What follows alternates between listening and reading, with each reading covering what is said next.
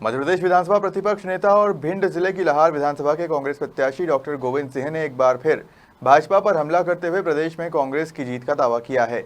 वहीं गोविंद सिंह ने कहा कि लाहार में कांग्रेस के पक्ष में एक तरफा माहौल है। 3 दिसंबर को भाजपा का नामो निशान नहीं मिलेगा। सीएम भी 2 बार आ चुके हैं, क्या स्थिति लग रही है इस पर? लाहौर क्षेत्र की जनता का आशीर्वाद और स्नेह लगातार हमारे ऊपर है। हमें अपने क्षेत्र की जनता पर पूरा विश्वास है और हमें उम्मीद है कि कोई भी बड़ी बड़ी आंधी चली उसमें हमारे लोग नहीं हिले। हमारे कार्यकर्ता, हमारे साथी पूरी ताकत के साथ अंगद की तरह पैर जमा के डटे रहे और आज भी वही हालत है। भारतीय जनता पार्टी का यहाँ कोई नाम निशान नहीं मिलेगा 3 दिसंबर के परिणाम के बाद। आपकी सीधी टक्कर किससे है? बीएसपी से रसाल सिंह है या बीजेपी से अमरीश शर्मा सिंह से? हमारी तो टक्कर ही नहीं है, एक तरफा मामला है। एक तरफा मामला है। पूरे मध्य प्रदेश में केवल लाहौर विधानसभा दिख रही है बीजेपी को, और कुछ है नहीं। अब ऐसा है कि लाहौर इसलिए दिख रही है कि शिवराज सिंह के भ्रष्टाचार को उजागर करने वाले गोविंद सिंह हैं। मैं हमेशा से कहता रहा हूँ कि मध्य प्रदेश में जितने भी घोटाले भ्रष्टाचार हुआ है, मुख्यमंत्री का निवास एक श्यामला हिल से भ्रष्टाचार की गंगा बह रही है। जहाँ गंगोत्री से ही अगर गंगा गंदी निकलेगी, बहेगी, तो नीचे सफाई नहीं हो सकती, गंगा अपवित्र रहेगी। नीचे से अगर भ्रष्टाचार होता है और गंगा ऊपर से पानी, शुद्ध पानी आएगा तो बह जाएगी, सफाई हो जाएगी। तो इस मूल भ्रष्टाचार के जो मुखिया हैं शिवराज सिंह हैं, ऐसा कोई विभाग नहीं बचा जिसको उन्होंने लूटा ना हो। आज मध्य प्रदेश पर 3,86,000 का कर्जा, 3,86,000 करोड़ का कर्जा ला दिया। एक व्यक्ति के ऊपर 47,000 का कर्जा मध्य प्रदेश में हर व्यक्ति पे है।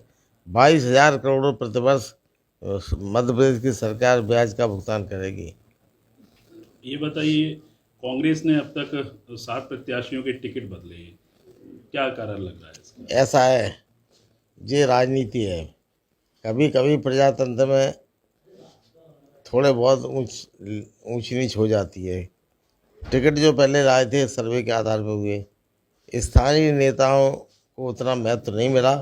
जब उन्होंने सच्चाई जाके सामने उजागर की कि आप जो उदाहरण में जो इसका तय किया गया है वो क्षेत्र में टिकने वाला नहीं है, तो हमारे केंद्रीय नेतृत्व ने उसे विचार किया और सच्चाई के आधार पर अपने ऑब्जर्वर भेजे और वहाँ से तय हुआ कि भाई ये कैंडिडेट कमज़ोर है, तो उससे बदल दिया। ये तो स्वाभाविक है। अच्छा, बीजेपी के प्रदेश उपाध्यक्ष हैं, वो फूट फूट के रोए हैं महगांव में, और भी जो बीजेपी के नेता हैं वो टूट के चले गए, चाहे अटेर की बात हो, भिंड की बात हो या लाहौर की बात हो। तो क्या स्थिति है? भारतीय जनता पार्टी में भगदड़ मची है। सवाल है, ये पार्टी ऐसी है कि धोखे देने की पार्टी है। इनको ट्रेनिंग मिलती है, लोग धोखा दो। आज इनको पहले पार्टी में लाएंगे, फिर अपमानित करेंगे, बेइज्जत करेंगे। वास्तव में अगर मुकेश चौधरी का रोना है और उनके साथ अन्याय हुआ है, जो वर्षों से काम कर रहे थे उनको ठुकरा के, जो इनकी आस्था नहीं थी, हमारे कांग्रेस पार्टी से टिकट मांगने के लिए दस्तक लगा रहे थे, उनको टिकट दिया है। तो आक्रोशित होना, दुखी होना स्वाभाविक है। मेरी सहानुभूति मुकेश चौधरी के साथ है। अच्छा, जिस तरीके से ईडी के छापे पड़ रहे हैं, राजस्थान में भी कांग्रेस के प्रदेश अध्यक्ष पर भी छापा पड़ा, तो इलेक्शन के समय इस तरीके के छापे पड़ रहे हैं, इस पर क्या? मैं तो हमेशा से कहता रहा हूँ और आज भी कह रहा हूँ, ईडी, आईटी और सीबीआई, ये तीनों भारतीय जनता पार्टी के गुलाम हैं। ये तीनों एजेंसियां हैं, ये केवल इनका जो मान प्रतिष्ठा समाज में थी, जिनको जनता की सेवा के लिए ये अधिकार दिए गए थे, वहाँ पर बैठे लोग राजनीतिक आधार पर मोदी की चापलूसी करने के लिए एक पद प्रतिष्ठा बना बैठे हैं। वो लोग इस तरह की हरकत कर रहे हैं। सरकार बदलने पर इनको चुना जाएगा। इनके जो असत्य प्रकरण करके इन्हें बनाए हैं उनको सबक सिखाया जाएगा। मैं स्वयं ईडी का भुक्तभोगी हूँ। नरोत्तम मिश्रा ने अपनी पार्टी के सांसद हैं, पेटियों में गड़बड़ हो सकती है दोबारा से, तो ऐसा आपको लग रहा है? निश्चित रूप से लाहौर में तो साजिश है।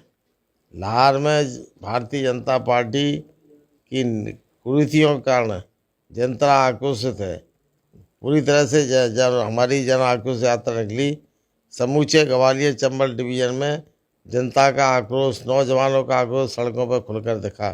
यही कारण है, हमें जो जानकारी मिली है कि लाहौर विधानसभा क्षेत्र में अपने ईवीएम मशीनों में गड़बड़ी की जाएगा, हैक किया जाएगा और कांग्रेस के प्रत्याशी को हराने का प्रयास किया जाएगा। मैं इस बात का जो मुझे जानकारी कुछ हासिल हुई है उसका पत्र निर्वाचन आयोग को लिख रहा हूँ कि बंद लाहौर की सुरक्षा व्यवस्था मशीनों में आप देखें, अन्यथा जिस प्रकार लोकसभा के चुनाव में मोदी परिणाम बदलते रहे हैं, लाहौर विधानसभा भी बदलने का प्रयास करेंगे। केवल मध्य प्रदेश में लाहौर विधानसभा के लिए ऐसा किया जा रहा है कि सारी मध्य प्रदेश जैसी कई सीटें हैं जो हमारे बड़े नेता हैं, उनको डिमोलाइज करना, उनको बेइज्जत करना, उनको परास्त करना ही इनका प्रमुख लक्ष्य है।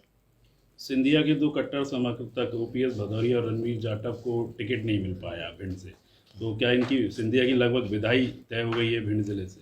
मैं तो पहले ही कहता रहा हूँ, सिंधिया को जो मान सम्मान, प्रतिष्ठा, इज्जत, पद, मंत्री पद तक भी देकर कांग्रेस ने उनको महाराजा बनाया। कांग्रेस में उनको लोग महाराज बोलते थे। भारतीय जनता पार्टी ने आज उनको कैटरिंग का काम दे दिया है। जब कोई बड़ा मोदी शाह आते हैं तो वे अपनी प्लेट लेके सर्व करने का काम करते हैं। तो जो दुर्दशा सिंधिया ने अपनी स्वयं अपने कर्मों के कारण कराई है, पार्टी को धोखा दे कराई है, उसका परिणाम तो उन्हें भुगतना पड़ेगा। तो भारतीय जनता पार्टी के चरित्र है